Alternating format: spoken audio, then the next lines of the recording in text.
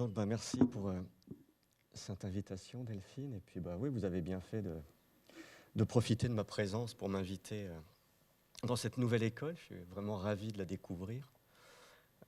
Je ne vais pas faire comme si c'était pas émouvant d'être là quand même si ça l'est certainement moins que si je m'étais retrouvé à faire la conférence dans l'autre bâtiment qui a été celui dans lequel j'ai étudié. Mais ça l'est toujours un peu. En même temps, là, ça ressemble au bâtiment dans lequel j'enseigne en Suisse, à la Aide. Donc j'ai l'impression d'être aussi un peu à la maison déjà. Donc merci beaucoup pour l'invitation. Et Delphine m'a effectivement prévenu que les questions qui vous intéressent sont plutôt celles, et c'est tout à fait normal, de ce qui se passe après l'école, en fait. Donc un peu sur le parcours qui a été le mien. Donc bien sûr, je vais en parler, je vais même commencer par ça, mais je vais quand même parler et développer un certain nombre de mes séries. Je n'ai pas de conférence type. Je m'adapte en fait aux fonctions des publics et des lieux qui m'invitent, et puis également de ce dont j'ai envie de parler. Donc pour aujourd'hui, je vais surtout parler de deux séries qui se trouvent au début de mon travail artistique. Il y a quand même une certaine logique, hein. Je commence par le début. Et puis après, je vais sauter quelques années pour parler essentiellement de deux expositions. Une en 2010 et une qui est actuellement au Centre Pompidou, à Paris. J'expliquerai pourquoi je veux absolument parler d'expositions. Mais bien évidemment, dans ces moments où je vais parler des expositions, je montrerai des photos et j'aborderai d'autres séries. Mais donc, il y aura vraiment ces deux moments, d'abord deux séries, ensuite deux expositions. Et après, si j'ai le temps, il y a beaucoup d'images dans ce diaporama, donc on pourra continuer sur une série. Je vous propose éventuellement un aspect de ce que j'ai fait à Notre-Dame-des-Landes, puisqu'il y a ce livre-là dont j'ai le PDF et que je pourrais montrer.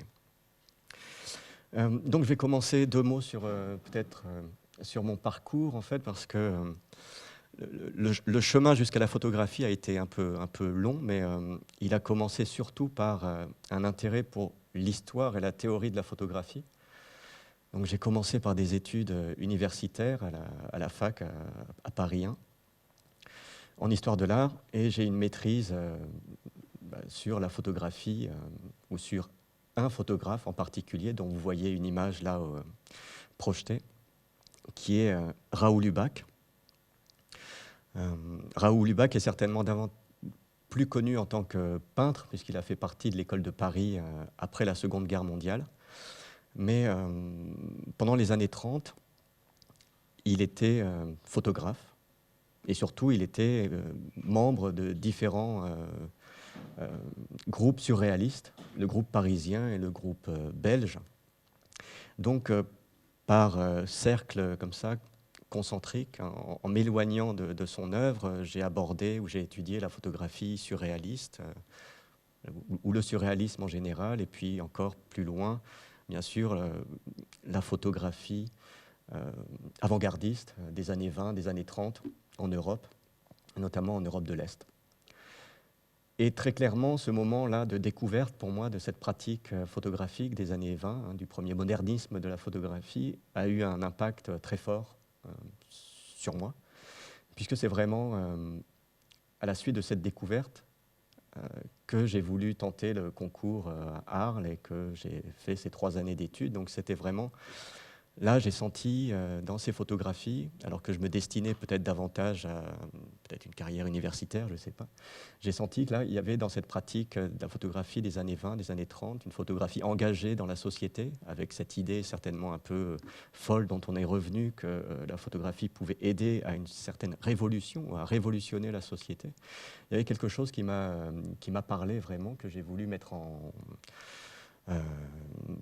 action en apprenant un peu plus sur les enjeux de la photographie, mais cette fois les enjeux techniques, puisque j'avais déjà un bagage historique et théorique sur la photographie. Par contre, j'étais juste un photographe amateur. Et bien sûr, une des raisons pour lesquelles je suis venu à Arles, c'était pour développer une pratique donc apprendre des techniques photographiques, mais commencer à produire des photographies, donc commencer un travail personnel. Mais en 3 ans, bon, c'est insuffisant, donc une fois mon diplôme en poche, j'ai continué à la Villa Arson, à Nice, qui s'appelait à l'époque École pilote internationale d'art et de recherche, qui était une des bonnes écoles avec Grenoble à l'époque et puis Cergy. Mais comme j'étais à Arles, j'avais décidé de rester dans la région, donc je suis allé à Nice. Mais la raison pour laquelle j'ai choisi une école des beaux-arts, c'est que j'ai senti aussi très vite que le milieu de la photographie n'était pas celui dans lequel j'avais envie de développer ma pratique photographique. À l'époque, dans le milieu des années 90, il y avait vraiment un renouvellement de la photographie. Je ne vais pas expliquer tout ça, j'imagine que vous le savez déjà toutes et tous. Donc il y a cet enjeu pour la photographie de gagner finalement le milieu de l'art contemporain, de gagner le mur des musées, des galeries, des centres d'art, et de délaisser un peu la page du livre. Et j'ai trouvé que ce qui se passait là, dans le champ de l'art contemporain, était plus novateur que ce que l'on pouvait voir dans le champ de la photographie. On y voyait des photos qui me paraissaient plus modernes, en fait. On y voyait moins de documentaires ou de reportages humanistes ou de reportages sociaux. On voyait des images qui provenaient d'autres histoires, de l'histoire de l'art, avec d'autres références. La performance, bien sûr la peinture. Donc plein de pratiques et des manières de penser qui avaient strictement rien à voir avec finalement une histoire que je trouvais un peu étroite, qui était celle de la photographie stricto sensus, telle qu'on pouvait l'enseigner et l'apercevoir dans les années 80 et 90. Donc pour moi, c'était assez évident que la poursuite de mes études devait se faire dans un lieu où j'allais ensuite avoir accès peut-être à un champ qui me correspondait plus, en tout cas dans lequel j'avais envie d'expérimenter davantage. Donc j'ai passé mon diplôme en 95 à la Villa Arson. Et petite histoire, déjà peut-être, parce que pour certains d'entre vous, vous allez passer un diplôme à la fin de l'année, je pense que ce diplôme, ce diplôme de fin de parcours, pour moi, ça n'a jamais sanctionné la fin des études. C'est vraiment trop scolaire de penser comme ça. Je pense qu'il faut vraiment que vous pensiez déjà que ce diplôme, c'est une première expérience dans un champ professionnel qui est celui de la photographie, qui est a priori celui dans lequel vous voulez vous insérer. Ça l'a été en tout cas pour moi, c'est-à-dire que parmi les différents membres du jury qui étaient à mon jury de diplôme, il y a quelqu'un qui, peut-être ça ne vous dit rien, Philippe Perrin, qui est aujourd'hui rédacteur d'une revue qui s'appelle Crash, qui est plutôt entre art et mode. Mais à l'époque, au début des années 90, Philippe Perrin dirigeait une revue qui s'appelait Bloc-Notes. Il y a eu aussi au début des années 80 un renouveau de l'édition et de la pensée critique à travers des magazines qui sont sortis. Et donc Perrin, qui était dans le jury, on a gardé des liens après et il a publié quelques photos dans Bloc-Notes. Tout ça pour dire que finalement, à partir du moment où on est jeune diplômé, ce qui va compter, c'est bien sûr une sorte de biotope que vous allez vous créer avec les gens que vous allez rencontrer. Et les premières personnes que vous rencontrez, bon, c'est bien évidemment vos enseignants photographes. Et puis après, parmi les membres du jury, j'espère pour vous en tout cas que ça se produira. Certains vont déjà remarquer votre travail et vont pouvoir participer au fait de porter ce travail et de lui donner une visibilité, parce que c'est effectivement pas facile et il n'y a pas de méthode en fait. Donc je serais bien incapable de vous dire, je peux vous parler de mon parcours bien évidemment, c'est ce que je fais déjà un peu ce soir et c'est ce que je vais continuer à faire, mais il ne vaut que pour moi, c'est à chacun de produire, comme je dis, votre propre biotope et votre propre parcours, ce qui est toujours un peu déstabilisant, donc ouais, il y a quelques mois ou peut-être quelques années un peu complexes. Désolé de vous le dire, mais je pense que vous le savez déjà. Donc, ouais. Mais on s'en sort, hein. J'ai la preuve. En fait.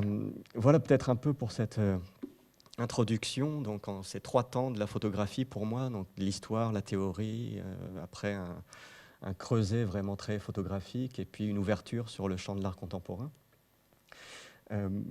Mais surtout, ce qui m'intéresse, oui, pardon, j'ai oublié de montrer la deuxième photo de Raoul Hubac, qui est là, qui, lui, s'est fait connaître pour ce travail à partir de ces nus féminins qui étaient des photographies surimprimées, puis des négatifs brûlés et solarisés. Donc un travail bien sûr sur la matière, comme beaucoup de surréalistes ou d'artistes surréalistes ont pu le faire. Mais donc, quand je suis arrivé à Nice, donc en début de 4e année, donc il fallait bien produire un travail pour ne serait-ce que les évaluations. Et j'étais bien en peine de trouver quelque chose parce que c'est une ville. J'étais venu pour la Villa Arson, mais ce n'est pas une ville que je connaissais, ce n'était pas un milieu que je connaissais. Et du coup, j'ai été au départ assez un peu aussi perturbé par le changement de milieu, etc. Donc, je dirais que dans ces moments-là, on se rattrape souvent à ces ressources qu'on a en nous et qui depuis des années finalement nous motivent. Et pour moi, c'était très certainement plus que la photographie surréaliste, même si j'avais fait ce mémoire dessus, c'était bien évidemment la photographie conceptuelle en fait. La photographie faite par des artistes, essentiellement américains, mais pas que, dans les années 70 et 80, une photographie souvent d'assez piètre qualité technique, mais avec des enjeux justement qui dépassaient la technique pour cibler des enjeux plus conceptuels sur la société ou la pratique de l'art même. Et donc, moi, je me suis retranché un peu sur la pratique de la photographie conceptuelle, parce que c'est ce qui m'intéressait, et je me suis dit, mais comment je vais pouvoir l'appliquer à ma situation? Comment est-ce que je vais pouvoir trouver des protocoles, puisque souvent les photographes conceptuels initient des protocoles qui leur servent ensuite à réaliser une photographie, ou un texte, ou une performance, ce genre de choses, donc avec une sorte de mise à distance de l'imagination ou de l'empathie, ou ce genre de choses. Et du coup, je ne saurais plus dire exactement pourquoi, mais j'ai commencé à lire le quotidien Nice Matin, et j'y ai trouvé des choses assez intéressantes, et je me suis dit que ce journal pouvait être mon protocole, en fait, où je pouvais m'en servir comme d'une base pour produire un travail photographique. Et c'est ce que j'ai fait. C'est ce que j'ai fait pendant 1 an et demi jusqu'à mon diplôme en 95, et ce sont les photographies avec lesquelles j'ai passé le diplôme. Et je tenais à vous les montrer dans ce contexte-là, parce qu'on est dans une école, et j'ai produit ce travail-là dans une école. Et c'est un travail que je considère comme déjà artistique. C'est-à-dire que je formule dans cette série dont je vais maintenant parler, je formule des enjeux qui sont toujours ceux sur lesquels je travaille, bien sûr je les ai modifiés, je les ai amplifiés, je les ai un peu modifiés, mais néanmoins, on y retrouve des choses qui sont toujours présentes. Donc, c'était aussi pour vous dire qu'il n'y a pas pendant l'école et après l'école. Ce que vous faites dans l'école doit déjà être considéré comme potentiellement un enjeu artistique, en fait. Donc, j'en viens peut-être un peu plus à des questions d'ordre pratique. Comment j'ai réalisé cette série? Très honnêtement, il y a très longtemps, donc je ne peux plus dire pourquoi je suis tombé sur ce journal Nice Matin. En l'occurrence, je me suis arrêté sur la rubrique des faits divers qui était extrêmement développée à l'époque, dans Nice Matin, qui était un journal de très grand format. Je sais qu'on a réduit son format maintenant, mais à l'époque, c'était vraiment un très grand format. Et des fois, la rubrique des faits divers remplissait les deux pages du journal. Et donc, j'ai trouvé que c'était un très bon protocole que de lire cette rubrique des faits divers et ensuite, le jour de la publication de l'article, avec les indications contenues dans l'article, me rendre sur le lieu où s'est passé le fait divers et de faire une photographie. Voilà, c'est très simple, basique, c'est un peu comme un jeu. C'est-à-dire, j'avais ma règle du jeu, puis ensuite, j'allais produire cette image. Par exemple, celle-là que vous voyez ici, qui est que cette station-service a été braquée pendant la nuit. Mais comme vous pouvez voir aussi, il ne s'agissait pas pour moi de mener une enquête avec la photographie. Je ne relevais pas d'indices sur place. Je ne me prenais pas pour un détective ou un policier qui allait donc relever des indices ou résoudre peut-être une enquête. Il y avait une photo et une seule, qui était une photographie constat, que je faisais après la lecture du journal, sans tenir compte si c'était le jour, la nuit, ou sans tenir compte vraiment de ce qui s'était passé. J'avais comme seule contrainte de montrer le lieu dans lequel, finalement, ou le lieu dans lequel l'événement s'était produit. Mais en fait, c'était presque un faux départ, cette série. Parce que ce qui m'a intéressé, très vite, bon, ça continuait à être un peu le jeu, après tout, de produire comme ça, presque automatiquement, des photographies. Dans la série, il y a 51 photographies qui pouvaient être presque produites par une autre personne que moi, puisqu'à partir du moment où le protocole était respecté, quel est l'intérêt que moi je fasse la photographie? Bon, en l'occurrence, j'ai quand même fait les 51 photographies, mais ça aurait pu être quelqu'un d'autre. Mais c'était presque une fausse piste, en fait, cette idée de jouer la photographie conceptuelle. La vraie piste, elle s'est révélée au fur et à mesure, mais elle était déjà là, en fait, dès le départ, en fait, mais elle était invisible pour moi, en fait. Tout simplement peut-être parce que je n'étais pas, comme on dit, une personne racisée. Voilà, je suis blanc, je fais partie plutôt des lecteurs de Nice Matin. Et du coup, je n'ai pas perçu au départ que tout l'enjeu se situait plutôt, pas tellement dans l'événement en lui-même qui était mentionné, mais dans le récit, en fait. Dans le récit fait par les journalistes. Et là, quand j'ai commencé à prendre conscience de ce qui se passait dans la rédaction de ces petits textes, là aussi, ça a été une révélation, en fait, où je me suis dit, mais j'avais l'intuition de quelque chose. Pour la faire, je suis passé par, bien sûr, ce protocole conceptuel, mais l'enjeu de la série, c'était pas celui-là. C'était autre chose dont je vais venir petit à petit, puisque ce que vous voyez là, donc, c'est une photographie avec un texte. Le texte est venu après, il est venu à partir du moment où je me suis rendu compte que le récit, c'est-à-dire la manière dont l'événement était raconté par le journaliste, était bien plus importante que la photographie que je pouvais faire, moi, de ce fait divers, qui était souvent assez peu dramatique, des fois ludique. En tout cas, il n'y avait aucune trace de violence, si ce n'est dans trois images, dont celle-ci, qui est certainement la plus dramatique de la série, puisque le cercle que vous voyez en bas à droite de l'image, c'est quelqu'un qui l'a créé avant de s'immoler par le feu à l'intérieur. Et ce que l'on voit à l'intérieur du cercle, donc, ce sont des traces de vêtements brûlés par cette malheureuse personne qui a pris feu. Mais sinon, c'est le principe du fait divers, c'est-à-dire que c'est quelque chose qui arrive spontanément, qui ne laisse pas de traces et dont on n'a jamais d'image, a priori. Forcément. Peut-être que maintenant, oui, on a davantage d'images parce qu'on a tous un smartphone et qu'on peut faire des photos très rapidement de faits divers, mais avant, ce n'était pas le cas. Mais donc, comme je vous dis, il y a 51 photographies, très peu montrent de la violence urbaine. Ce sont des images, constats de la ville de Nice. Finalement, ce journal m'a presque servi de guide pour me rendre dans différents lieux de la ville, des endroits très touristiques comme le Casino Roule, ou des endroits où personne ne va parce que ce sont des quartiers un peu plus difficiles comme l'Ariane. Mais du coup, voilà, par exemple, le texte, puisque là, je ne pense pas que vous puissiez le lire, mais le texte qui est sous l'image, qui est le texte exact du journal, tel qu'il a été donc publié et tel que je m'en suis servi pour faire les photos de cette série, c'est celui-là que je vous donne à lire. Donc, l'altercation qui a éclaté entre les deux jeunes occupants d'un scooter et deux hommes circulant à bord d'une 504 aurait pu s'en tenir à un scénario très banal.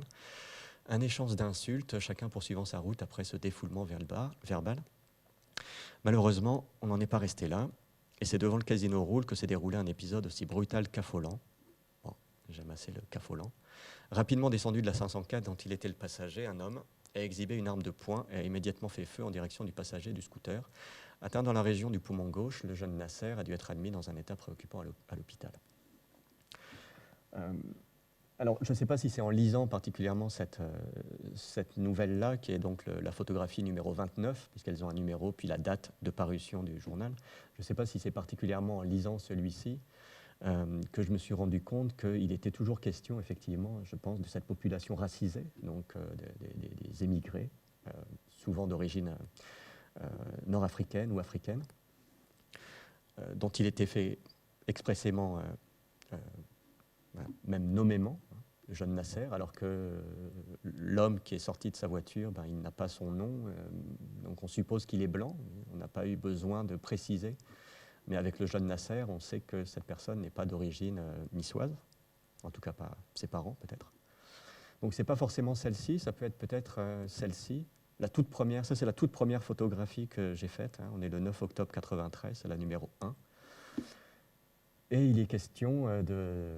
Bon, c'est assez sordide, il reste un complet de 2 hommes d'une quarantaine d'années, etc., jusqu'à la fin, où quelques semaines avant, on avait retrouvé apparemment du mouton ou des moutons, comme l'a indiqué un vétérinaire. Ou alors est-ce que c'était des morceaux manquants de cadavres? Donc ça, c'est la photographie qui en est résultée. Mais en l'occurrence, dès que j'ai commencé à lire les textes, il y a une chose qui m'est tout de suite arrivée du coup à l'esprit, c'est que ce que j'ai vu, c'était une chose très simple et je ne pouvais plus m'empêcher de la voir, c'est que cette mise en récit du fait divers, finalement, clivait vraiment 2 mondes qui étaient à jamais inégaux, en fait. Ces 2 mondes-là, entre les victimes et les coupables, il est reconduit quotidiennement comme inégal. Parce qu'encore une fois, les victimes étaient souvent des personnes blanches et les présumés coupables étaient soit nommés des barbus, je n'ai pas le texte barbu, mais bon, la référence à Nasser, la référence aux moutons, et les 51 faits divers sont ponctués comme ça de petites touches sur lesquelles on peut tout à fait glisser. Quelqu'un qui lit cette rubrique une seule fois glisse complètement dessus, mais quand vous commencez à mettre le doigt dessus, à la lire, et encore, pour moi, ça m'a pris du temps, tout d'un coup, vous dites, mais alors pour qui écrit-on, en fait? Pour qui écrit-on ces faits divers? On pourrait s'attendre à une très grande objectivité, parce que c'est des faits qui n'ont pas vraiment d'intérêt, c'est la rubrique des chats écrasés. Mais en fait, on écrit pour ses lecteurs, en fait. Et qui sont les lecteurs de Nice Matin? Ce sont certainement pas le jeune Nasser, ce sont plutôt des gens comme moi, blancs, aisés, en fait. Et donc, à partir de là,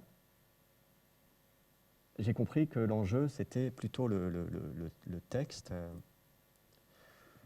Et je vous montre, mais ce n'est pas une exposition sur laquelle je veux m'arrêter, mais je vous montre par exemple, bien sûr, la manière dont ça a été présenté une fois en 2010 en Espagne. À partir du moment où ça a été le texte qui est devenu important, il était devenu important pour moi de le mettre en sérigraphie sous l'image.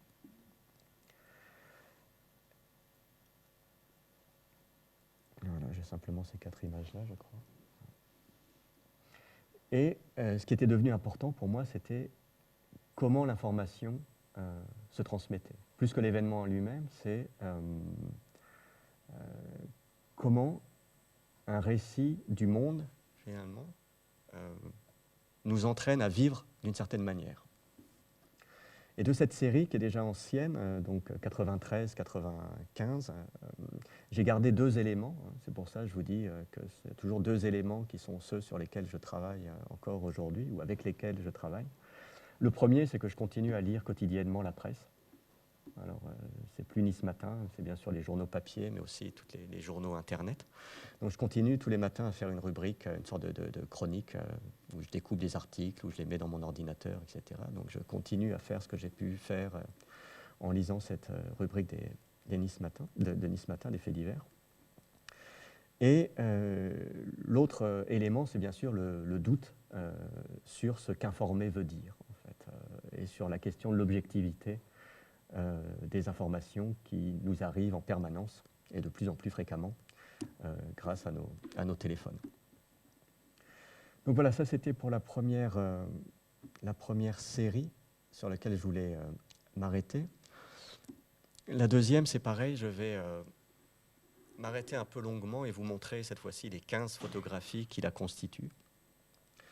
Et elle est venue quelques mois à peine après les faits divers. Après mon diplôme, en fait, j'ai quitté Nice, je suis remonté à Paris. J'ai fait quelques photos à ce moment-là, notamment en novembre-décembre 1995, au moment des grandes manifestations contre la réforme des retraites, déjà.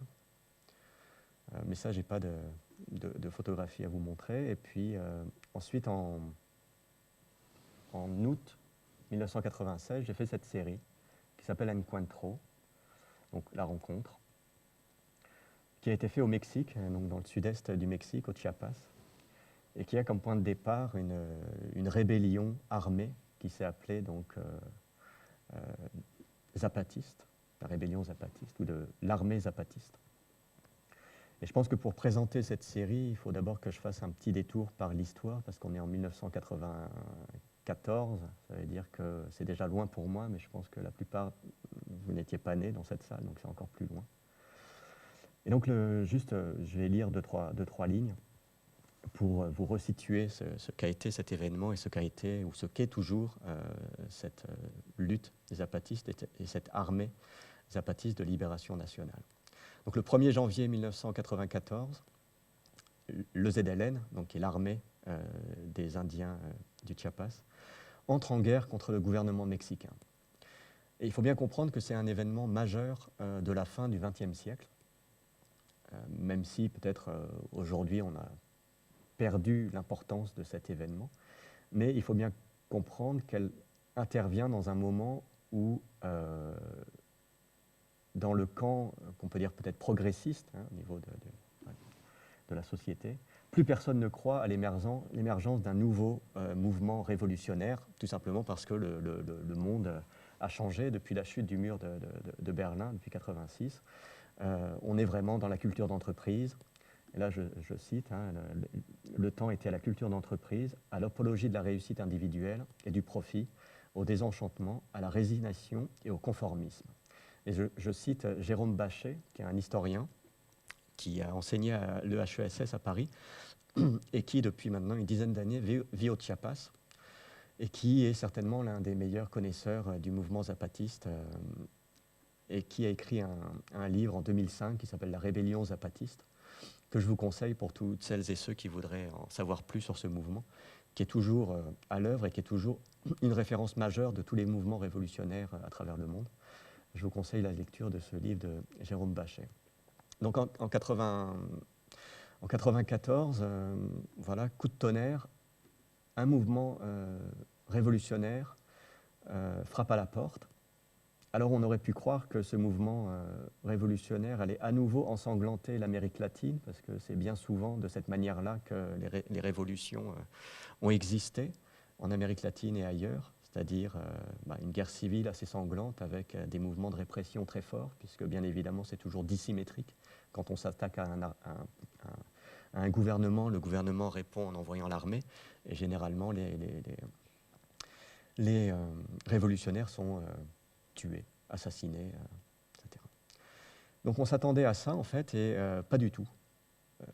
Du coup, la surprise est venue de là, c'est-à-dire que ce mouvement révolutionnaire a pris les armes pour mieux les déposer, puisque dès février 1994, donc peu de temps après, sont rapidement conclus des accords de cessez-le-feu avec le gouvernement. Donc on a donc une guérilla avec à sa tête un sous-commandant qui s'est appelé Marcos, qui a fait aussi beaucoup pour que l'on parle de cette rébellion en Europe. Ce commandant Marcos prend les armes pour mieux la déposer.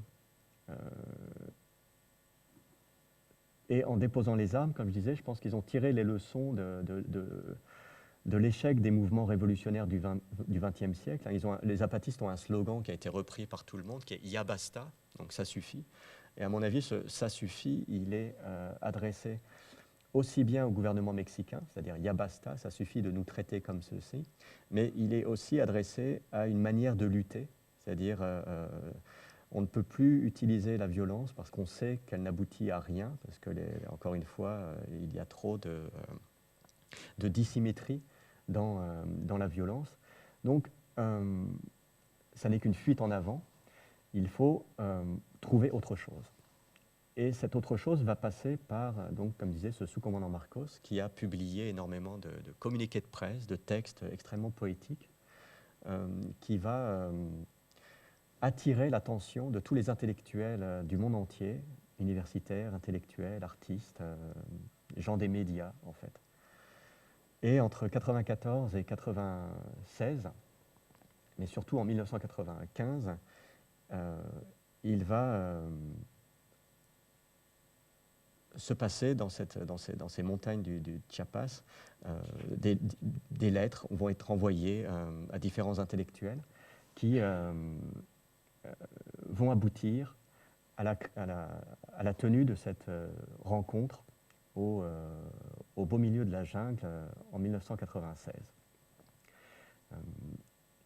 Je pense que si le zapatisme actuellement est une telle référence pour bon nombre de mouvements révolutionnaires, notamment je pense souvent des ZAD à Notre-Dame-des-Landes ou un peu partout ailleurs, dans des mouvements Occupy également, c'est que en fait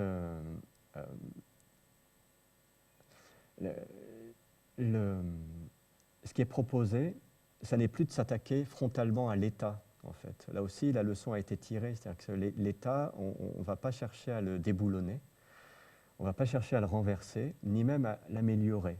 On va essayer, et c'est ce qu'ont fait les zapatistes, de développer des systèmes organisationnels alternatifs, beaucoup plus justes, beaucoup plus égalitaires, en parallèle à ceux gérés par l'État, qui ne sont plus représentatifs des enjeux de ces communautés, en fait.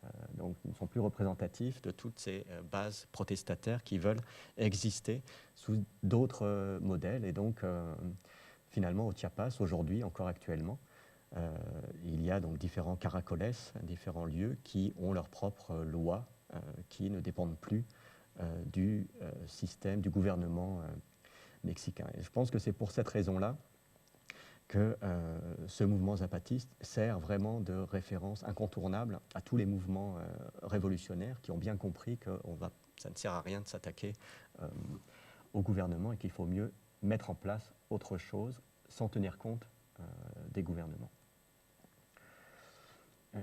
Donc on a l'air d'être très loin des photographies, mais c'était peut-être un peu pour resituer le contexte. Donc en 1996, intervient cette rencontre. Donc, les zapatistes ont convié tous ceux qui voulaient venir au Chiapas à venir discuter avec eux pendant une semaine autour de 5 thèmes principaux qui avaient lieu dans 5 endroits différents, qui s'appellent des Aguascalientes différentes. Discuter de questions économiques, discuter de questions sociales, discuter de questions culturelles, bien sûr dans cette idée de remettre en cause l'hégémonie du libéralisme et de proposer un autre modèle de gouvernement et de vivre ensemble, que chacun ensuite devait ramener chez lui, là où il habitait, dans son monde, dans son pays, et essayer de faire la même chose qu'au Chiapas. Donc revenir, tout d'abord aller au centre d'une rébellion pour ensuite diffuser, disséminer cette graine de révolte. Et donc en 1996, à peu près 5000 personnes sont venues du monde entier dans cette jungle du sud-est mexicain. Et moi qui avais commencé, donc, après Nice Matin, à lire systématiquement les journaux, j'ai été, comme beaucoup, assez séduit par ces messages qui provenaient comme ça du très lointain, c'est-à-dire de la jungle mexicaine, mais qui étaient relayés par plein de canaux d'information, grand public, que ce soit la télévision ou les journaux quotidiens, et qui, avec cette invite très ouverte à venez discuter avec nous, on organise un peu, mais bon, bien sûr, c'est à vous de vous débrouiller pour venir. Mais venez jusqu'à San Cristobal de las Casas, qui est un peu le chef-lieu, et puis on envoie des bus, et puis on discute pendant une semaine. Donc c'était assez organisé, en même temps assez flou. Mais ça m'a séduit, comme ça a séduit des milliers de personnes, et on s'est retrouvés, donc 5000 à peu près, dans la jungle pendant 10 jours. Et on est arrivé avec beaucoup d'espoir, et on a été accueillis magnifiquement par ces Indiens zapatistes, qui avaient prévu des moments de mise en scène assez importants, puis des moments de convivialité, plus bien sûr des moments d'échange autour de ces tables de discussion. Donc moi, ce que j'ai photographié, c'est un peu tous ces moments-là. Je dirais ces moments peut-être un peu faibles. Toutes les photographies, je n'ai pas précisé, mais déjà au moment des faits divers sont réalisées à la chambre sur trépied. Et ici, au Chiapas, de la même manière. Donc c'est photographié à la chambre, en positif, avec des films positifs sur trépied. Donc ce que j'ai pu saisir, bien évidemment, ce n'est pas forcément les moments les plus intenses d'activité. En même temps, ça tombait bien, il n'y en avait pas beaucoup. On était sur des rythmes assez bas. Ce qui convenait très bien à ma photographie, mais ce qui, et comme je vais le dire un peu après, au niveau des enjeux conceptuels, a été très très important pour moi. Je vous montre un peu les différentes photos maintenant. Là, vous avez par exemple l'arrivée du sous-commandant Marcos, qui était cette personne la plus charismatique, la plus médiatique de cette guérilla zapatiste, qui arrive à cheval dans une de ces aguas calientes. C'est pas très héroïque comme photo, même s'il a soigné son entrée, bien sûr, il est à cheval avec sa garde équestre. Marcos, c'est celui qui a le fanion, mais rien ne le distingue de ses compagnons, parce que de toute manière, ils sont tous masqués.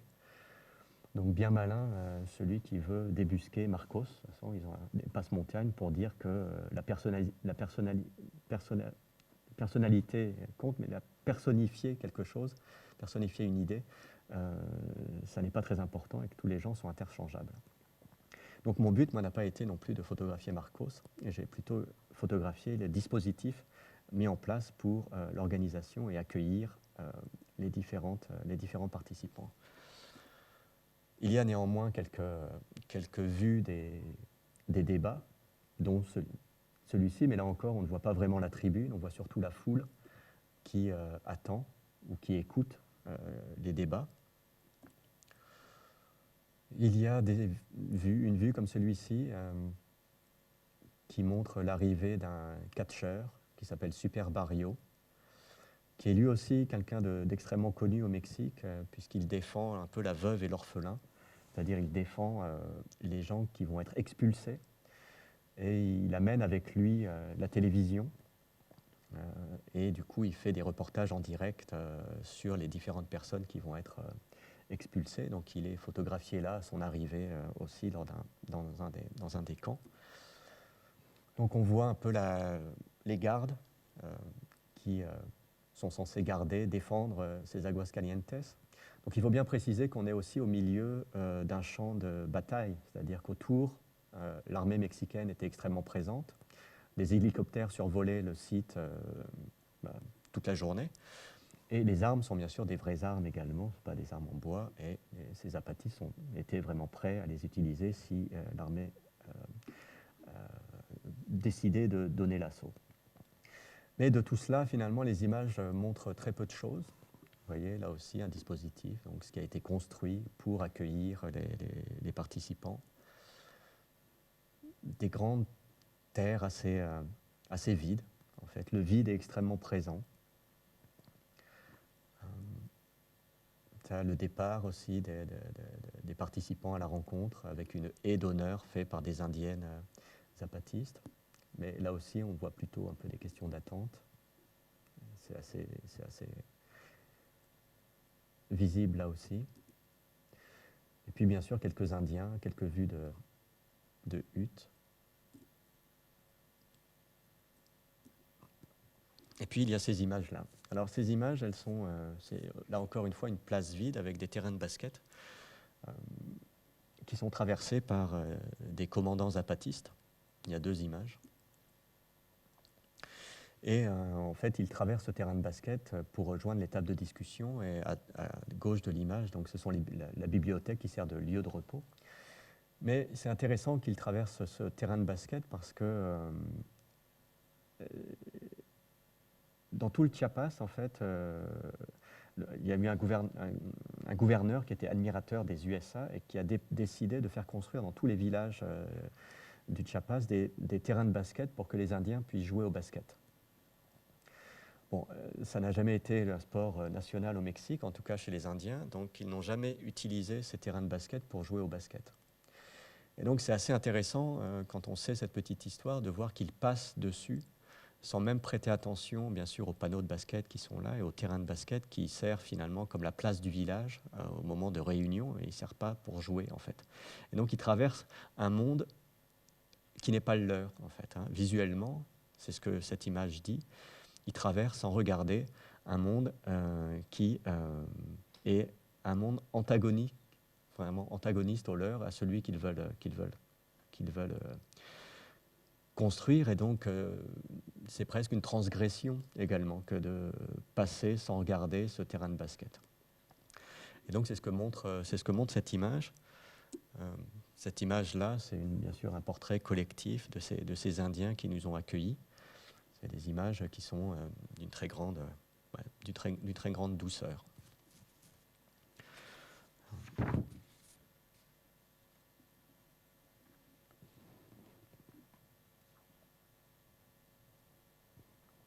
Donc en fait, comme je disais, se conjugue pour cette série, qui était la première série que j'ai réalisée de cette manière-là, c'est-à-dire sur des événements politiques où on voit des communautés d'hommes et de femmes en lutte, qui sont toujours les sujets sur lesquels je travaille.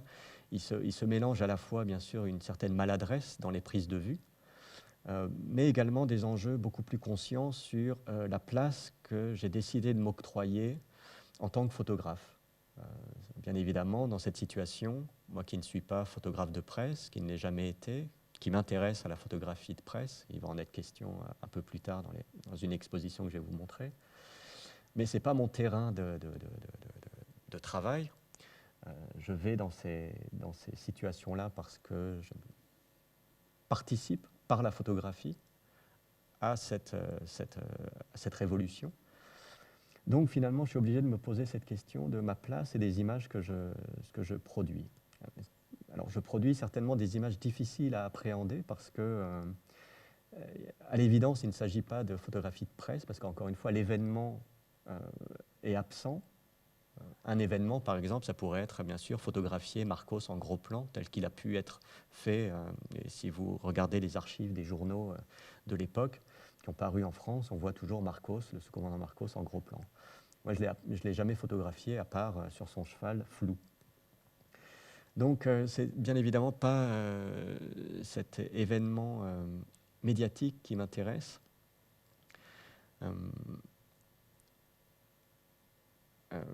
C'est pas non plus peut-être ce qu'on pourrait appeler le réalisme poétique, parce que les images qui sont faites à la chambre, elles sont quand même très nettes. Il n'y a pas de jeu particulier sur les clairs-obscurs.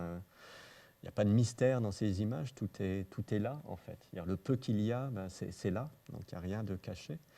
Donc il y a à la fois une maladresse, parce que très certainement je ne savais pas où me mettre, et en même temps déjà, un peu comme les faits divers, mais peut-être un peu difficilement visible, quelque chose qui se jouait déjà sur la nécessité de trouver une bonne place quand on décide finalement d'une pratique photographique militante, qui est la mienne, ce que je revendique. Donc il faut savoir quoi montrer et comment le montrer par rapport aux images médiatiques. Donc les lieux, les gens, l'absence de spectacle, le vide, tout cela, ça élabore quand même une réalité construite avant tout déjà par les zapatistes eux-mêmes en fait. C'est-à-dire que cette réalité qui est la leur, c'est un abandon. C'est-à-dire qu'ils ont décidé de vivre dans la forêt, et dans cette forêt, c'est là où ils créent leur vie, leur société, mais au départ, ça passe par un abandon qui est celui, bien sûr, lié à la vie dans le reste du Mexique. Il y a une absence de chef. On est dans un gouvernement totalement égalitaire. Tout est discuté au niveau de tout le monde a la même voix. Donc il n'y a pas de président, il n'y a pas de chef.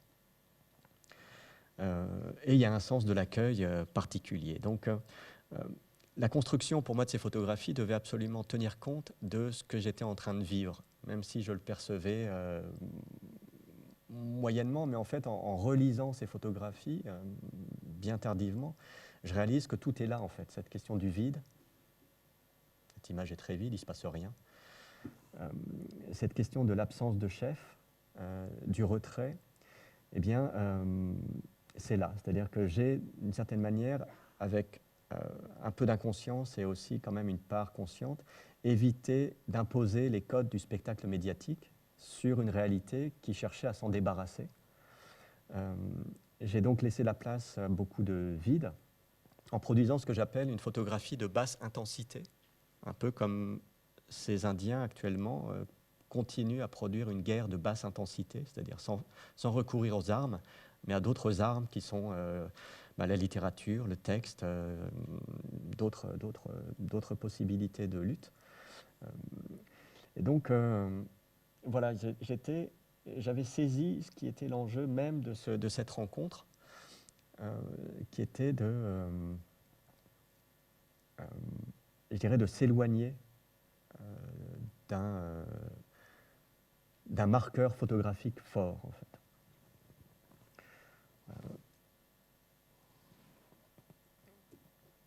Je vous montre une dernière image, pareil, d'un champ de maïs gardé par un garde, et puis les différents baraquements dans lesquels nous étions accueillis.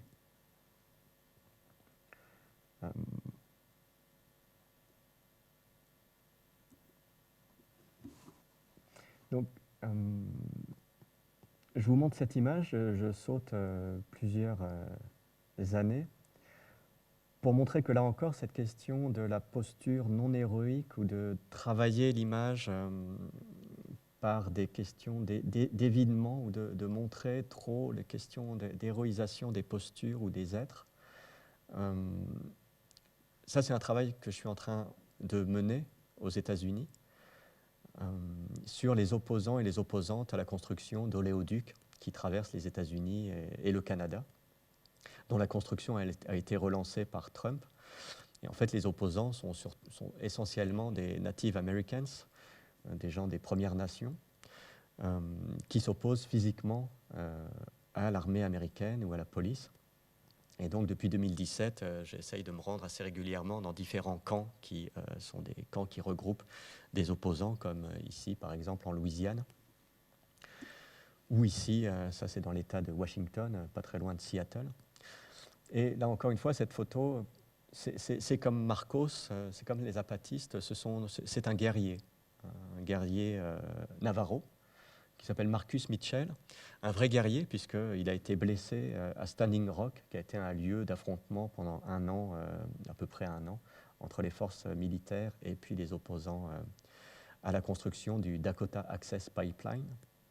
Et Marcus Mitchell a été blessé par un tir de shotgun d'un shérif, et il a perdu l'usage de l'œil gauche et l'usage également de son oreille gauche. Mais là encore, il est photographié avec son assiette de petit déjeuner et puis en train de veiller sur le feu sacré, puisque là c'est le matin, et il a passé la nuit à veiller que le feu ne s'éteigne pas, et le matin je discute avec lui et puis on lui amène cette assiette de petit déjeuner, et j'ai envie de faire la photographie à ce moment-là, qui est bien évidemment là aussi une image qui n'a pas lieu d'être dans le champ des médias, je pense, parce qu'elle ne montre pas les blessures de Marcus Mitchell. Le pauvre d'ailleurs, ça n'apparaît pas dans les images, mais il a été ensuite gravement blessé par balle à nouveau, cette fois-ci dans une rixe familiale. Parce qu'il faut bien comprendre qu'aux États-Unis, les Native Americans vivent dans des conditions de violence assez déplorables, des conditions de pauvreté également déplorable, en tout cas pour celles et ceux qui ont décidé de rester vivre dans les réserves. Ce qui est le cas de tous les opposants, en fait, puisque les pipelines traversent les réserves ou passent à proximité, et donc les premiers opposants, ce sont ceux qui décident de vivre dans les réserves. Donc voilà, pour dire qu'entre 1996 et 2017, il y a cette même attention à une image, je dirais, quand même de basse intensité qui se réfère pour moi à ce que j'ai appris au Chiapas, en fait. Ce que les zapatistes ont mis sur place, d'une certaine manière, je l'ai traduit dans ma photographie, qui cherche par différents écarts à se distancier de la photographie de presse, même si je produis une information. C'est en ça où il peut y avoir des ressemblances avec la photographie, mais j'essaye de produire une image militante qui, en tout cas, ne se diffuse pas dans la presse. Bon, je vais peut-être accélérer un peu, mais j'aimerais en passer. Bon, je vous montre juste quelques images de ce que je suis en train de faire. Donc, aux États-Unis actuellement, voilà, sans m'arrêter trop, parce que maintenant, je voudrais aborder la question de l'exposition, qui est la deuxième partie de cette conférence, tout simplement parce que, là encore une fois, pour moi, c'est un des enjeux majeurs du travail. C'est-à-dire que produire la photographie, bien sûr, c'est une chose, mais il faut questionner, il faut dire, voilà, où cette photographie est exposée. Et là encore, j'en reviens certainement aux années 90 et aux années d'études, c'est-à-dire que pour vous, la situation a radicalement changé, mais dans les années 90, la question de l'exposition de la photographie était vraiment très importante. Elle était importante dès les années 80, mais j'étais un peu jeune pour m'en soucier dans les années 80. Donc j'ai vraiment pris de plein fouet cette question dans les années 90, quand j'étais étudiant ici à Arles et à la Villa Arson, où c'était des grands débats, en fait. Ça continuait à ne pas aller de soi, et surtout à Arles à l'époque, où il y avait vraiment deux courants qui étaient représentés par deux enseignants qui, un était plus de l'ordre de la photographie un peu intimiste, dans la lignée de Robert Frank, et donc du livre, et puis l'autre dans la lignée de Jeff Wall et de Chevrier. Et pour moi, à l'époque, très clairement, la nouveauté, je la situais par là, et donc je la situais sur des questions de représentation et de monstration, en cassant des codes qui étaient ceux des codes du livre ou de la presse, en les cassant en allant au mur. Donc très, très vite, et c'est la raison qui m'a fait choisir le champ de l'art contemporain, c'est très vite, j'ai voulu bien sûr aussi expérimenter l'exposition. Et quand je dis expérimenter, c'est vraiment le bon terme, parce que pour moi, il ne s'agit jamais, enfin quand j'ai l'occasion, de simplement mettre bout à bout ou présenter des photographies comme on peut voir peut-être à visa pour l'image, c'est-à-dire vraiment à la ligne, à la suite l'une de l'autre. Pour moi, le lieu d'exposition, c'est-à-dire les cimaises, la lumière, les cartels, les gardiens, le spectateur, font partie de l'exposition et se mélangent aux photographies. Donc il y a une prise en compte, bien sûr, de l'espace. Ça, c'est la moindre des choses. Et, il y a un photographe à ce niveau-là que j'aime beaucoup, qui est Christopher Williams. J'imagine que vous en avez entendu parler, qui a une exposition actuellement à Berlin, dans un centre d'art qui s'appelle CO Berlin, et qui, lui, met carrément depuis quelques années des morceaux de cimaises entiers dans les expositions, qui sont des morceaux des cimaises des lieux précédents dans lesquels il a exposé. Donc, pour montrer là aussi que quand on expose la photographie n'est qu'une partie de l'exposition, et que ce que l'on voit, c'est aussi des cimaises, des protocoles, des dispositifs d'exposition. Donc je vous invite, si vous vous intéressez à des questions de critique institutionnelle, à aller regarder le travail de Christopher Williams, qui n'est pas que là-dessus, mais qui est aussi sur la question de la modernité de la photographie, mais aussi sur des questions d'exposition. Donc moi j'en suis... ça m'intéresse, mais ce n'est pas vraiment là-dessus que j'ai envie de travailler, c'est plus sur la question finalement de rebattre les cartes ou d'expérimenter quelque chose quand on m'en offre la possibilité, de relire mon propre travail autrement. Et donc en 2010, j'ai été invité au Jeu de Paume à faire une exposition. L'invitation était très libre, mais comme c'était en 2010, que j'avais 40 ans, ça tombait à peu près dans ce qu'on appelle un peu la rétrospective à mi-carrière, en fait. Donc même si Martha Gilly ne m'a pas demandé de faire une rétrospective, j'ai bien compris qu'il y avait peut-être cette envie-là. Et j'ai décidé de jouer le jeu aussi de la rétrospective, mais en proposant quelque chose de beaucoup plus prospectif qu'une rétrospective, parce que je trouvais que c'était pas le moment. Et donc, j'ai commencé à réfléchir à ce que je pouvais faire. Et la première décision que j'ai prise, c'est de ne pas construire de simèse. Donc de laisser l'espace tel que on peut le voir encore aujourd'hui, c'est-à-dire les murs qui soutiennent le jeu de paume. Et cette décision, elle a entraîné plein d'autres décisions à sa suite, puisque bien évidemment, il n'y avait plus de parcours à ce moment-là. Quand on fait des rétrospectives, souvent, on aime bien faire des parcours pour qu'on comprenne bien le travail de l'artiste, et c'est souvent un parcours soit chronologique, soit antéchronologique. Bon, ben là, s'il n'y a plus de simèse, ben, il n'y a pas de parcours non plus, vraiment. C'est-à-dire que le spectateur est laissé un peu seul avec la feuille de salle, et puis c'est assez intéressant, même si là on ne le voit pas parce que les photos ont été faites sans personne, mais il est un peu seul dans cet espace en fait. Il regarde littéralement d'autres spectateurs en fait, parce qu'il n'y a pas de mur pour stopper son regard, si ce n'est les murs de soutènement du jeu de paume. Donc il y a comme ça une circulation assez intéressante dans cet espace. Il y avait une circulation assez intéressante dans cet espace. Mais puisqu'il n'y a pas de mur ou pas beaucoup de murs, il a fallu aussi prendre une décision qui était de mettre les photos sur plusieurs niveaux, sur 3 niveaux, rendant aussi la lecture des images assez difficile, même si les images sont assez grandes, elles font 120 par 150 cm, c'est relativement grand, mais quand vous êtes au dernier étage, là, au 3e étage, vous ne voyez plus vraiment les détails. Donc, ne pas mettre de simèse, ça voulait dire ne pas construire de parcours et construire pour le spectateur une certaine gêne ou construire une certaine illisibilité des images. Mais pour moi, le plus important, c'était pas vraiment ça encore. C'est-à-dire que ce que j'ai proposé, c'était une relecture de mon propre travail en cassant quelque chose qui était essentiel et qui est toujours fondamental pour moi, qui est la série, en fait, puisque tout mon travail se construit sur des séries. La série, c'est vraiment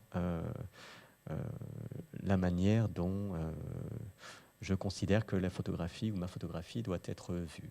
Et là, pour l'occasion de cette exposition au jeu de paume, j'ai décidé de faire complètement autrement et de casser les séries pour trouver à l'intérieur du travail ce qui était, là encore une fois, visible mais invisible. Hein. J'en reviens à cette question des faits divers et puis du Chiapas. Visible, mais finalement jugé comme pas important si on s'en tient simplement au sujet photographié, donc aux différents événements, comme par exemple ici une manifestation à Johannesburg pour un sommet de la Terre organisé par l'ONU. Et là, c'est une contre-manifestation, donc le contre-sommet par les organisations non gouvernementales, ou une manifestation place du Châtelet sur des sans-papiers que j'ai suivis pendant 3 ans, en fait, pendant la durée de leur manifestation. Donc si on s'en tient au sujet, peut-être qu'on ne voit pas que sur 20 ans, j'ai accumulé des centaines de photographies de manifestations. Et ce que j'ai eu envie, là, c'est de voir finalement le répertoire qui était au fur et à mesure de mes séries, de voir le répertoire qui se construisait petit à petit. Et j'emploie répertoire volontairement parce que le sociologue Charles Tilly, qui est un sociologue américain, qui a écrit une thèse qui s'est appelée « La France conteste », mais lui et d'autres spécialistes des mouvements sociaux appellent les répertoires des actions collectives.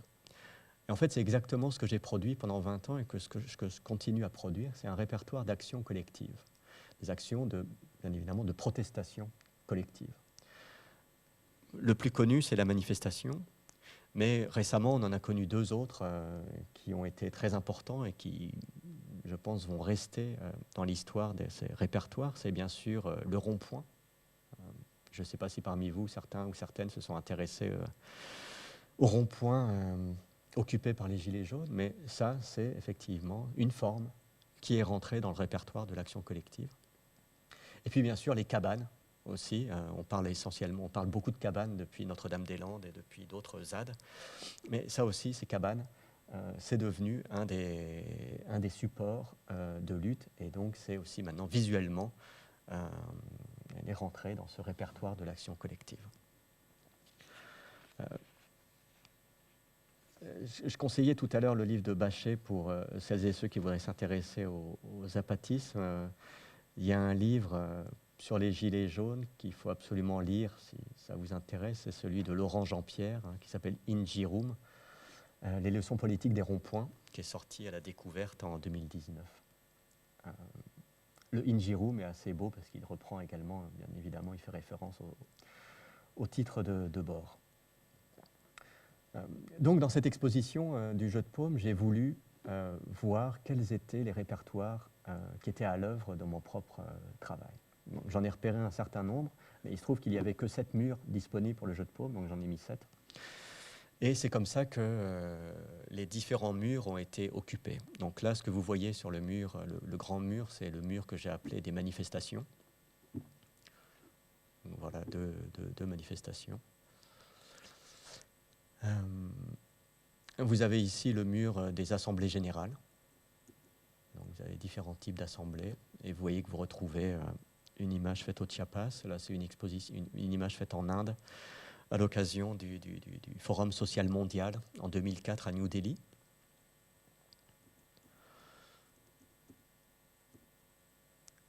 Et vous avez un autre mur, celui qui était en face des manifestations, que j'ai appelé « À lire », parce qu'il y a dans mes photographies beaucoup de photographies qui donnent à lire quelque chose, souvent des slogans, des fois des publicités, des messages en tout cas à caractère politique, toujours, qui sont plus ou moins cryptés, parce que là il faut peut-être lire l'albanais. Je ne sais pas si parmi vous quelqu'un le lit, mais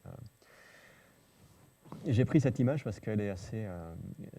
j'ai mené un travail au Kosovo pendant 10 ans parce que j'étais assez fasciné par la manière dont l'ONU, les différentes agences de l'ONU, mais également, bien sûr, les militaires de l'OTAN, ont tenu à bout de bras on va dire la création de ce pays, qui est né de la scission lors d'une guerre civile entre la Serbie et puis maintenant donc, ce qui s'appelle le Kosovo, qui est toujours un État un peu exsangue, sans aucune économie, et qui tient toujours uniquement par sa diaspora et par les aides fournies par les États-Unis et l'Union européenne. Et donc aussi, bien évidemment, qui tient parce que les forces de l'OTAN tiennent en joue les forces serbes. Et l'OTAN a beaucoup fait sa publicité par des panneaux 4x3 comme ça, avec des images assez belles qui font vraiment référence à des films hollywoodiens, puisque là, ça dit donc 10 ans de stabilité, puisque bien sûr, la KFOR est là depuis 10 ans et depuis plus longtemps maintenant au Kosovo, et assure la stabilité du pays. Et du coup, c'est une vraie force d'occupation, puisque maintenant, les Kosovars considèrent que la KFOR devrait partir. Et j'ai pris cette photo au moment où il y a ces ados qui passent, parce qu'eux n'ont connu que finalement une force d'occupation chez eux, qui commence à être un peu lourde à gérer. Donc voilà, à lire, ça donne ce type de message, mais ça donne aussi ce type de message. Et je vous redonne donc là une photo du jeu de paume. Des faits divers qui étaient accrochés au jeu de paume. Et dans la deuxième salle, vous aviez une salle de portraits, parce que bien sûr j'ai réalisé un certain nombre de portraits de personnes en lutte, dont ces 3 Coréens, qui ont eu aussi une petite actualité médiatique assez forte, parce qu'ils ont décidé de venir en France, essayer de capturer leur patron, qui était à l'époque le grand patron de Daewoo, qui avait fui en France parce qu'il a détourné des millions de dollars. Et son groupe, Daewoo, a fait faillite. Et donc, plutôt que d'être jugé dans son pays pour faillite, il a fui en France. Il a la nationalité française, donc on ne peut pas l'expatrier.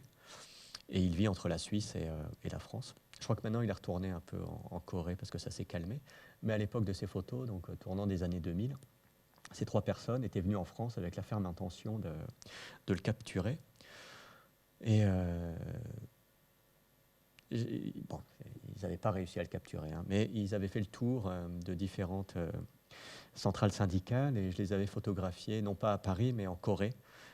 Parce que quand j'ai vu qu'ils étaient venus, j'ai tenu à tout prix à aller en Corée et j'ai réussi à passer un mois lors d'une résidence que j'avais, une sorte de fausse résidence, mais à un moment où j'avais vraiment envie d'aller les photographier. Donc j'ai fait tout un travail sur eux et sur ce qu'ils avaient essayé de faire.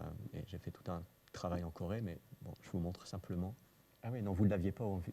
Voilà, c'est eux, pardon, vous ne l'aviez pas encore sur l'écran. Donc ce sont ces trois personnes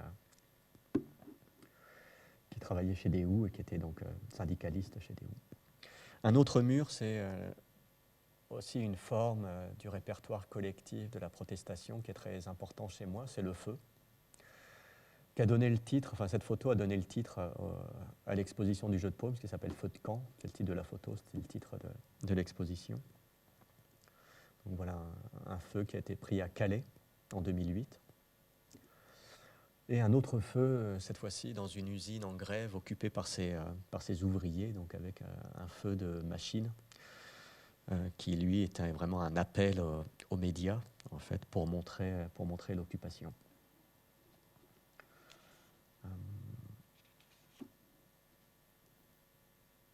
Et puis, peut-être dernier mur, non, avant-dernier mur, c'est celui sur les photographes ou les journalistes au travail. Donc, il y a des salles de conférences de presse, comme celle-ci, où là, les peuples autochtones s'adressent à la presse lors d'un sommet de l'ONU. Et puis, autre figure que j'aime beaucoup, c'est celle du feu d'artifice. Donc ça, c'est un feu d'artifice qui a été photographié en Chine au moment de la rétrocession de Hong Kong à la Chine. C'est le premier feu d'artifice tiré par les Chinois, donc le 1er juillet 1999, je crois. Mais il y a d'autres feux d'artifice, mais je n'ai pas les images, peut-être vous voyez. Il y en a un tiré au Kosovo, il y en a un tiré plus prosaïquement un 14 juillet en France. Donc il y a comme ça différents feux d'artifice qui font partie de ce répertoire d'action collective.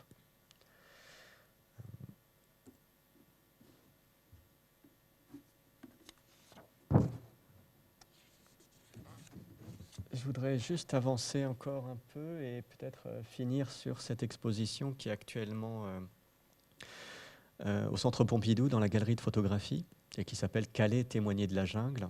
Donc, je sais pas, peut-être certains l'ont vue, d'autres pas. Donc, je la présente à nouveau parce que ça a été pour moi un autre moment où j'ai pu remettre en jeu le travail et y percevoir peut-être autre chose. Mais cette fois-ci, non pas en cassant les séries, comme au jeu de paume, en proposant une autre grille de lecture du travail, mais cette fois-ci en montrant qu'une seule série sur des photographies que j'ai faites à Calais, donc par rapport à la situation qui est faite aux migrants qui tentent de franchir le Channel, qui tentent d'aller en Angleterre. Série que j'ai commencée en 2006 jusqu'en 2018, mais qui va reprendre là bientôt. Donc cette fois-ci, c'est une série, mais qui est associée à d'autres éléments, et donc qui s'appelle « Calais, témoigner de la jungle ». Elle a failli s'appeler « Calais surexposé », et vous allez comprendre pourquoi, parce que l'enjeu de cette exposition qu'on a réalisée avec le commissaire et le responsable du cabinet de la photographie, qui s'appelle Florian Ebner, ça a été de réfléchir à comment représenter les différentes fonctions, les différents statuts, les différentes représentations de Calais avec l'image photographique, l'image vidéo. Et pas simplement faire une exposition monographique dans un sens plus classique du terme. Donc vous allez comprendre. La première image, en fait, avant même de rentrer dans la galerie, c'est celle-ci, qui est traitée là pour l'occasion sous forme d'affiche et qui propose ce texte-là. Vous arrivez à lire ou c'est un peu, c'est pas super écrit. Qui est en fait donc, on est en juillet 2016, pardon. Donc on est au moment de ce camp, ce bidonville que les associations ont appelé un bidonville d'État, que les migrants appelaient, et les journalistes appelaient la New Jungle. Et pendant un an, donc, s'est retrouvé dans ce bidonville, que moi j'appelle un bidonville, à peu près 10 000 personnes qui ont été regroupées par ordre du préfet et donc du gouvernement. Parce qu'avant, ces 10 000 personnes étaient dispatchées, disséminées à Calais et dans ses environs, et c'était difficile pour la police de contrôler tout le monde, donc ils ont décidé de réunir tout le monde au même endroit. Et donc pendant un an, il y a eu ce bidonville qui a accueilli 10 000 personnes. Et plus ou moins vers la fin, donc en juillet 2016, des associations, mais avec des migrants, ont décidé de publier un journal qui s'est appelé The Human Times et qui était fait par les migrants et les bénévoles, pour les migrants et les bénévoles, en disant que les médias ne rendaient pas compte de ce qui se passait dans ce camp, parce que tout simplement, il restait que quelques heures et ils repartaient. Donc, ils voulaient faire entendre leur voix et pas la voix médiatisée à travers la presse, qui était une voix déformante, en fait, qui ne rendait pas compte de la vérité.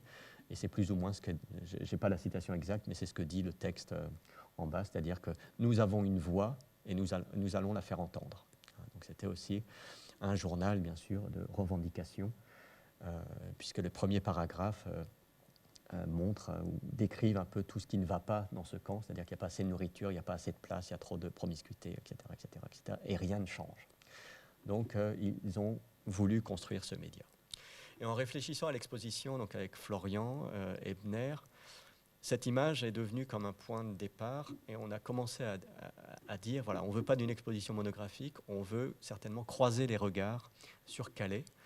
Pour moi, c'était assez évident parce que je n'avais pas du tout envie d'une muséification de ces photos. Alors, c'est dans un musée, elles ont été achetées, elles ont été acquises par le musée d'art moderne, donc ça, ce n'est pas le problème, elles appartiennent à un musée. Mais pour moi, la muséification, ça renvoie plutôt à une sorte à l'événement en lui-même, comme s'il était arrêté. C'est-à-dire, à un moment donné, c'est ce que fait une exposition, on a l'événement, son présent et son passé.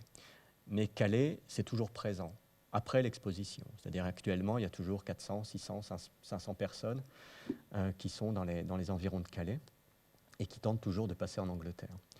Donc le fait qu'il y avait cette contemporanéité et que l'événement était toujours en cours, pour moi, c'était impossible de dire je veux faire une exposition monographique ne montrant que mes photographies. J'avais envie de quelque chose de beaucoup plus ouvert, mais également dialectique, qui remettait ou qui repositionnait mes photographies. Et on a décidé d'ouvrir l'exposition, qui existe donc maintenant sous forme de 3 chapitres. Donc là, maintenant, je la montre assez vite. On entre par un chapitre qui est celui des médias. Donc, parce qu'effectivement, en 2016, Calais et ce bidonville a été, bien sûr, à la une d'énormément de journaux. Mais on entre, pas simplement en montrant des unes de journaux, on entre avec ces écrans vidéo où différentes personnalités ont été interviewées, et notamment des journalistes, photographes, des éditeurs en chef du Monde, des photographes de presse de l'AFP. C'est pour ça que l'exposition apporte, comme vous avez vu, 3 noms, Bruno Serralong, Agence France Presse et Les Habitants, Calais, témoigner de la jungle. C'est-à-dire qu'on est allé interviewer des journalistes de l'AFP qui ont travaillé à Calais, et on est également allé interviewer un des rédacteurs en chef de l'AFP à Paris, qui ont joué vraiment le jeu, qui ont expliqué leur métier, qui ont expliqué ce qu'ils ont fait à Calais. Et du coup, je reviens sur ça après, mais sur le site du Pompidou, vous avez le site qui est dédié à l'exposition, et vous avez différentes vidéos qui sont accessibles, qui sont les vidéos qui sont visibles dans l'exposition. Et ça nous semblait aussi très important de les mettre parce qu'elles font 20 minutes chacune et qu'il y en a 5, 6, 7, donc il y en a beaucoup trop. Mais du coup, vous pouvez cliquer, vous pouvez entendre, là, sur celle-ci, c'est, je crois, Donc tout ça, c'est ce que a le client. Hein. Tout ça, c'est exactement comme ça que toute cette prod-là, il y a ces photos-là qui ont fait des parutions dans le monde entier. Celle-là, notamment, marché très fort, quoi, parce que c'est... Bon, elle a marché très fort, on va y revenir après.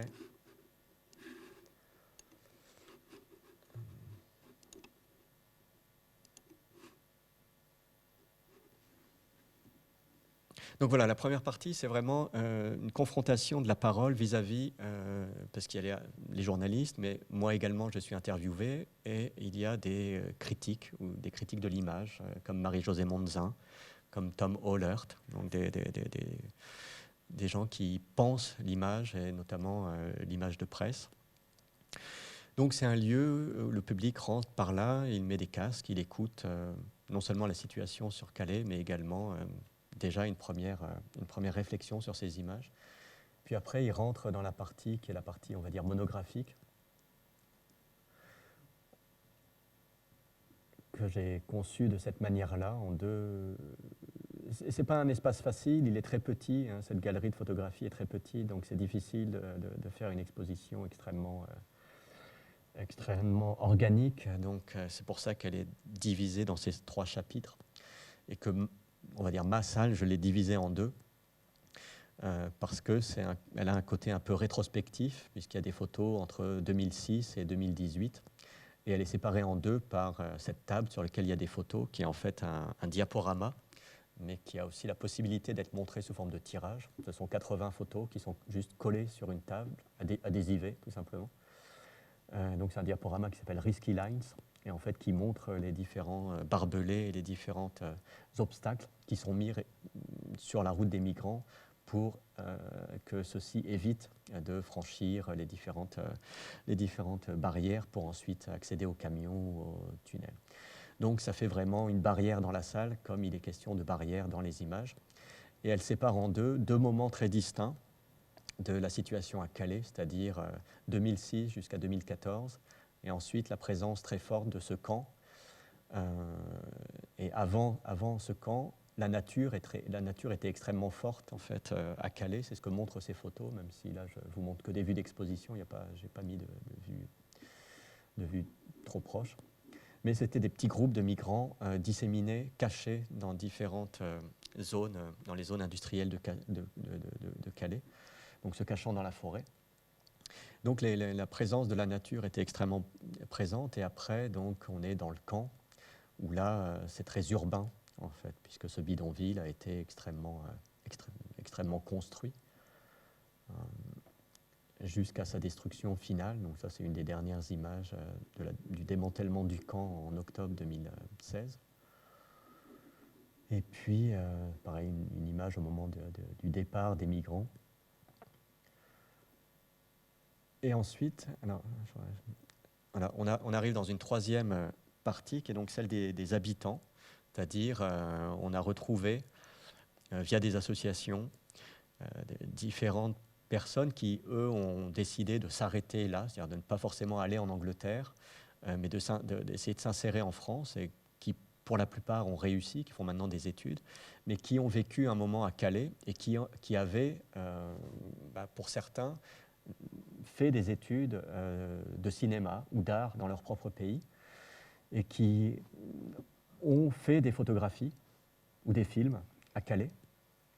Et donc c'est, on va dire, la partie de l'image la plus intime, puisque c'est celle faite par les habitants eux-mêmes de cette New Jungle, à l'usage, finalement, à leur usage propre, ou des images qui étaient essentiellement faites au téléphone portable, envoyées à leurs amis, à leur famille, pour donner des nouvelles. Donc on est dans une sorte d'image émancipatrice, pour donner aussi des informations sur comment est-ce que l'on vit. Donc ça, c'est toute une partie de cette séquence-là. Et puis, il y a aussi, on a voulu aussi donner la parole à des associations qui sont venues faire des workshops dans ce bidonville. Donc, il y a 2 associations, une anglaise et une française, qui ont travaillé avec les réfugiés, avec les demandeurs d'asile, à partir de la photographie, là encore. Donc, vous voyez, ce qui m'intéressait, là, c'est de montrer, et ce qui intéressait également Florian, c'est de recontextualiser ce travail-là et de le remettre en discussion avec un certain nombre d'images qui sont celles finalement qui m'intéressent depuis le début en fait, ou celles avec lesquelles bien évidemment je travaille, puisque l'image de presse, elle est bien sûr, elle m'accompagne sur dans les différentes séries ou les différents sujets que je travaille, puisqu'il y a toujours des photographes de presse dans les événements que je photographie moi aussi. Et puis, surtout maintenant, les différentes foules ou communautés que je photographie, comme ici à Notre-Dame-des-Landes, je ne vais pas en parler, mais, ou ailleurs, tout le monde a un téléphone portable et tout le monde fait des photographies pour une raison ou une autre. Donc cette exposition, monographique mais inclassable, finalement, elle déploie ce que j'ai en tête en permanence aussi quand je fais mes photographies. Il y a bien évidemment mes propres photographies faites là, à Calais, mais j'emmène avec moi toutes les images faites par les photographes de presse et également celles que je peux voir, et notamment là à Calais, en travaillant dans une très grande proximité avec les migrants, les images que je peux voir et qui peuvent me montrer eux. Donc,